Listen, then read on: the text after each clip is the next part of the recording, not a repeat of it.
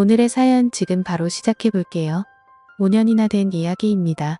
그때는 뭐가 그리 싫었는지 결혼해보고 나니까 선배가 왜 그랬는지 이제는 충분히 이해가 가고 넝쿨째 굴러온 행운을 제가 스스로 쳐내려버린 게 아닌가 하는 생각이 듭니다. 예전부터 오래 알고 지낸 선배가 한 분 있습니다. 그때는 제가 총각대였고 선배는 결혼을 했고요. 저도 직장이 생기면서 자주 찾아보지 못했는데 직장 생기기 전에는 이 선배뿐만 아니라 형수님하고 같이 해서 자주 만나 시간을 보냈습니다. 그런데 오랜만에 선배가 먼저 저한테 오랜만에 술 한잔하자며 연락을 해왔습니다. 오랜만에 만나는 선배라 그런지 조금 기대도 되더라고요. 동종업계에서 일하는 사람이라 이 일 관련해서 경험적으로 배울 만한 것들이 있었고 그때쯤 저도 직장에서 자리를 잡고 있느라 물어볼 게 좀 있었습니다. 약속 장소에 도착하니 선배는 형수님하고 같이 자리에 있더군요.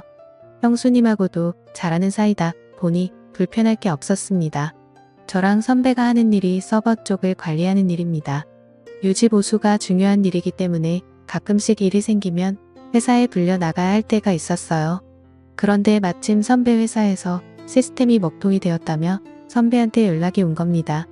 선배가 전화로 이렇게 하라 저렇게 해봐라 지시를 하는데도 전화상으로는 해결될 기미가 보이지 않더라고요. 저도 그쪽 일을 하다 보니 어떤 상황인지 이해가 가고 선배가 전화로 지시하는 것만 봐도 공부가 되었습니다. 그런데 도무지 유선상으로는 해결이 안 되는 일인지 선배가 잠깐 회사 좀 빨리 다녀올 테니 둘이서 마시고 있으라고 하고 자리를 비웠습니다. 형수님하고는 이미 잘하는 사이였지만 막상 둘만 있게 되니 뻘쭘했습니다. 단둘이는 있어 본 적이 없거든요. 형수님은 약간 범접하기 힘든 포스를 가진 분이었습니다. 저랑 동갑이기는 했지만 전혀 다른 세계에 사는 사람 같았거든요. 공부도 잘했고 해외에서 석사 학위까지 받아온 사람이었어요. 배운 여자에다가 세상에 힘든 일이라고는 한 번도 안 해봤을 것 같은 곱상한 외모를 지니고 있었습니다. 내조를 잘하는 타입이라 제가 선배하고 자주 만날 적에도 항상 자리를 지키며 있었어요. 술도 입에 잘 대지를 않았었습니다. 저랑 선배는 한 번 마시면 끝장을 보는 성격이라 밖에서 마실 땐 형수님이 항상 정신을 차리고 있거나 선배 집에서 술을 마신다면 선배 재우고 저도 방에 자리를 깔아준 뒤에 뒷정리까지 깔끔히 마무리 짓고 잠에 들거나 하던 사람이었거든요. 현모양처가 있다면 형수님을 두고 하는 말인 것 같았습니다. 저랑 같은 나이라는 게 믿기지 않을 정도로 어른스러운 사람이었어요. 그런데 웬일로 저한테 술 한 잔 따라달라고 먼저 말을 건네더군요.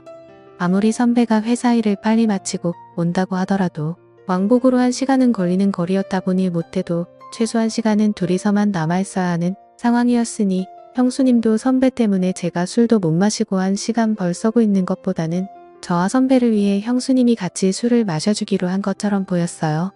정말 속이 깊은 게 현모양처가 따로 없구나 생각했습니다. 형수님은 따지고 보면 저랑은 동갑 내기 친구 사이였기 때문에 사실 저는 좀 편하게 대하고 싶기는 했습니다. 하지만 형수님이라는 관계적 특성 때문인지 어쩔 수 없이 제가 거리를 둘 수밖에 없더군요. 그래서 사실 그간 선배와 같이 시간을 보낸 만큼 형수님과는 따로 접점이 없었는데 그날에 참 많은 일이 있었습니다. 형수님하고는 단둘이 대화를 단 30초도 나눠본 적이 없었는데 그날 술 한두 잔 부딪히면서 이야기를 나누니 동갑이라 그런가 이야기가 잘 통하고 코드가 잘 맞았습니다. 사실 형수님이라는 걸 빼더라도 유학파 출신의 고급진 그녀의 이미지 때문인가 괜히 어려워했나 하는 생각도 들었어요. 대화를 나누는 동안에는 아무런 어려움이나 위화감이 없었고 오히려 동네에서 잘 알고 지내던 동갑내기 여자친구 같은 느낌이 들었습니다. 서로 죽이 잘 맞아서 한참을 떠들었는데 시간을 보니 이미 선배가 회사로 향한 지도 어느덧 1시간 반이 흘러 있었습니다. 형수님도 선배가 생각보다 늦으니 전화를 했는데 선배는 금방 끝난다면서 둘이 괜찮으면 좀 더 마시고 있으라고 하더군요. 조금 이르게 만나서 그때가 밤 10시쯤 밖에 되지 않았고 형수님은 술을 잘 못하는 관계로 천천히 꺾어 마시고 있었기에 저도 술 기운이 그렇게 오르지 않은 상황이었습니다. 둘이 있는 게 생각보다 불편하지 않으니 조금 더 기다리는 건 문제가 없겠다 싶었습니다. 그런데 또 한 가게에서 거의 3시간을 넘게 있었고 형수님이 술을 천천히 마시고 안주도 잘 안 먹다 보니 다른 가게로 옮기는 게 민폐가 아니겠다 하는 생각도 있었어요. 주정도 소주 맥주를 마시는 것보다 형수님이면 와인 같은 걸 좋아하지 않을까 싶어서 자리를 옮기자고 권했습니다. 형수님이 조금 취했나 느낀 게 이때쯤이었는데 목소리에 코맹맹이 소리를 섞기도 하고 눈을 깨슴치르 하고 긴 머리를 뒤로 훔치며 웃는데 평소와는 사뭇 분위기가 다른 게 느껴졌습니다.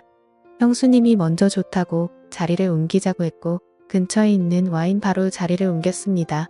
조금 프라이빗하게 방형식으로 되어 있는데 조명이 불긋불긋한 곳에서 형수님을 보니 분위기가 묘하더군요. 간단한 치즈 안주와 함께 도수가 제일 약한 와인으로 주문을 했습니다. 괜히 형수님이 취하면 그것도 문제가 되겠구나 싶었거든요. 그런데 와인이 맛있다며 엄청난 속도로 술을 마시더라고요. 그러다가 그녀가 팔을 뻗으며 테이블 위에 있던 물병을 제 쪽으로 엎었는데 뚜껑이 잘 닫혀 있어서 물이 많이 흐르지는 않았습니다. 그래도 테이블 위에 살짝 흐른 물을 닦으려고 티슈를 꺼내는데 형수님도 술 기운에 당황해서 팔을 뻗다가 둘이서 서로 손을 잡아버리고 말았습니다. 서로 전기가 통한 듯 저와 형수님은 손을 맞잡은 채로 멈춰 있었고 정신이 아늑해지는 것 같았습니다. 그리고는 자리에서 일어난 형수님이 자연스럽게 제 옆으로 앉더군요. 자기가 조금 취해서 어지럽다면서 잠깐만 쉬어도 되겠냐며 제 어깨에 기대 눕더라고요. 형수님 머리에서 나는 은은한 샴푸 향에 정신이 아늑해질 뻔했지만 남아있는 이성의 끈을 잡으면서 이러면 안 된다고 몇 번을 되뇌이며 정신줄을 붙잡았습니다. 형수님은 일어날 생각이 없는 건지 계속 제 어깨에 기대서 있었고요. 선배가 돌아오면 어쩌나 조마조마하더군요. 어차피 방형식으로 돼 있는 곳이라 커튼 너머로는 아무것도 안 보여서 괜찮았고 형님도 저희가 있는 방에 들어오려면 저나 형수님한테 먼저 연락을 해야 했을 테니 문제가 없을 거라 생각이 들어서 저도 그냥 에라 모르겠다는 생각으로 어깨에 기댄 형수님을 그대로 두고 반대 방향만 바라보고 있었습니다. 시간은 이제 1시가 다 되어 가는데 곧 온다던 선배는 연락조차 없더군요. 형수님은 아직도 제 어깨에 기대서 새근새근 숨을 몰아내 쉼을 썼고 저는 속으로 애국가까지 부르면서 올라오는 술기운을 참아내려 애를 쓰고 있었습니다. 보통은 이렇게 막무가내로 주정을 부리는 사람이면 꼴보기가 싫을 텐데 그동안 동갑내기이긴 하지만 살짝 존경심이 들 정도로 제가 팔을 뻗어도 닿지도 않을 위치에 있는 것만 같던 우상 같은 여자가 이러고 있으니 오히려 형수님도 보통 여자랑 다르게 없구나 하는 생각이 들었습니다. 2시면 가게 문을 닫는다는 직원의 말을 듣고 1시간 더 버텨봤자 안 좋은 생각만 들겠다 싶어서 선배한테는 그냥 일 보시면 집으로 들어가시라 말하고 형수님을 부축해서 집에 데려다 줄 생각으로 밖으로 나왔습니다. 찬 공기를 쐬니 형수님도 정신이 들었는지 잠에서 깬 듯 저를 따라 걸었어요.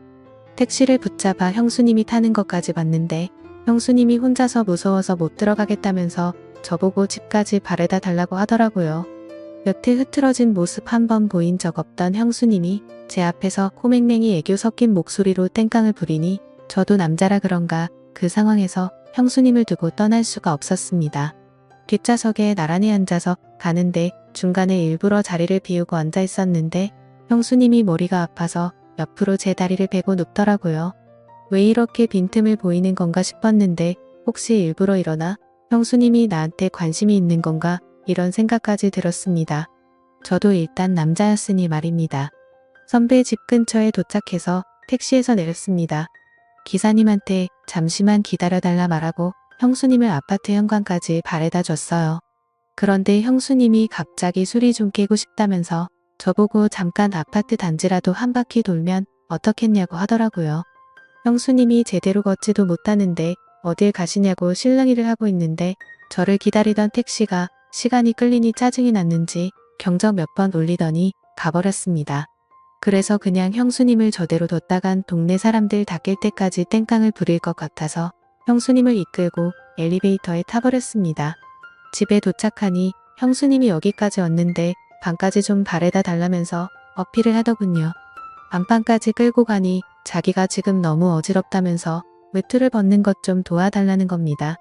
형수님 술이 너무 취하신 것 같은데요. 하고 제가 한 걸음 뒤로 물러서 저는 이만 가보겠다고 하고 제 갈 길을 가려고 하는데 침대에 눕혀놓은 형수님이 어느새 저한테 다가와 제 뒤를 끌어안았습니다. 선배한테 집으로 오라고 연락까지 해놓은 상태인데 선배는 분명히 집으로 돌아올 테고 그 상황이 두렵고 불편하기만 했습니다. 하지만 이 상황은 피해가지는 못할 것 같고 형수님 또한 내 생각에는 제정신이 아닌 것 같은 상황이고 대충 장단만 맞춰주다가 잠에 들면 이 자리를 재빨리 빠져나와야겠다는 생각을 했습니다. 자꾸만 불을 켜고 오라고 하는 걸 눈뜨고 볼 수가 없어서 불 꺼진 상태로 형수님을 도와줬습니다. 어두컴컴한 방 안에서 달빛 같은 옅은 조명 때문에 오히려 불이 환한 것보다 더하다는 느낌이 들었습니다. 그때는 정말 저도 더는 참을 수가 없겠더라고요. 그래서 형수님을 확 밀치고 저는 가보겠다고 하고 후다닥 또 막 나왔습니다. 그 고상하고 조용히 했던 내가 알던 형수님이 맞나 싶더군요. 엘리베이터가 꼭대기층에 가 있어서 한참을 기다렸는데 혹시나 형수님이 따라 나오지는 않을까 콩닥콩닥 심장이 뛰더라고요. 평소에 형수님을 현모양 저의 표본이다. 나도 결혼하면 저런 사람과 결혼을 하고 싶다 하는 생각도 갖고 있을 정도로 흠모하던 사람이었으니 한편으로는 이대로 끝내지도 않고 가버리는 게 아쉽다는 생각도 들었습니다. 하지만 선배를 하루 이틀 보고 말 사람이 아닌데 어떻게 그러냐 싶어서 엘리베이터를 기다리면서도 자꾸 고개가 뒤로 돌아가더군요. 아파트를 나서면서도 혹시나 선배가 돌아오지는 않았을까 두리번대면서 나왔습니다. 잘못한 것도 없는데 괜히 잘못을 한 건가 죄를 지은 느낌마저 들었지요. 한참을 두리번대고 있는데 뒤에서 누가 저를 불러 세우더라고요. 너 뭐하냐 하면서 저를 부르는 선배였습니다. 심장이 멈춰버리는 줄 알았지요. 연락도 없길래 오늘 회사에서 밤을 새고 오는 줄로만 알았는데 말입니다. 제가 괜히 눈치가 보여서 시간을 지체하기는 했지만 두리번거리면서 선배의 차가 있나 확인하는 동안 아파트로 들어오는 차는 한 대도 없었거든요. 그런데 어떻게 선배가 여기서 저를 불러 세우는 건지 싶던 찰나에 선배가 저한테 왜 한참 좋다가 그냥 가는 거냐고 하면서 무슨 문제가 있냐고 묻더군요. 그때까지만 해도 선배가 무슨 말을 하는지 몰랐습니다. 올라가서 이야기를 하자고 하기에 선배를 따라 다시 집으로 들어갔는데 술에 취해서 비틀비틀거리던 형수님도 다 연기였던 게 다시 제가 알던 고상하고 말수적은 다가가기 힘든 형수님의 모습으로 있더군요.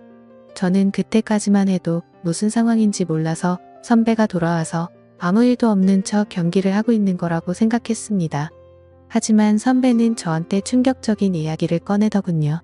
너는 아직 결혼을 안 해봐서 모를 거라고 말하면서요. 사람이 매일 똑같은 밥만 먹으면 질리지 않겠느냐면서 가끔은 양식도 먹고 중식도 먹고 하는 게 그 이유인 건 알고 있지 않느냐고 설명을 하더니 결혼한 사람들도 똑같다는 겁니다. 가끔씩이지만 이런 상황도 필요하다고요. 형수님이 저를 그동안 동갑내기이기도 하고 특별하게 봐온 게 있어서 말한 건데 제가 이렇게 정직한 사람인 줄은 몰랐다는 겁니다.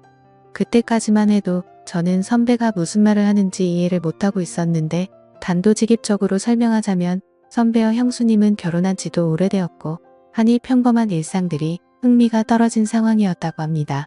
그렇다고 아무나 집으로 부르자니 왠지 보안 문제도 있고 어떤 사람이 올지도 모르는데 그렇게까지는 하고 싶지가 않았다네요. 그러던 와중에 형수님이 저를 먼저 지목을 했고 선배도 제가 한참 때 니 이걸 이래저래 설명하는 것보다 아무것도 모르는 상황에 제가 정말 아까 전의 상황에서 자연스럽게 넘어가는 게 더 재미있겠다는 생각이 들었다는 겁니다. 이미 두 사람은 이렇게 될 걸 계획을 하고 있던 거고 회사 일이며 전부 다 거짓부렁이었던 겁니다. 전공법으로는 안 될 것 같으니 차라리 상황을 이야기해주고 아까 하던 걸 마저 하라는 겁니다.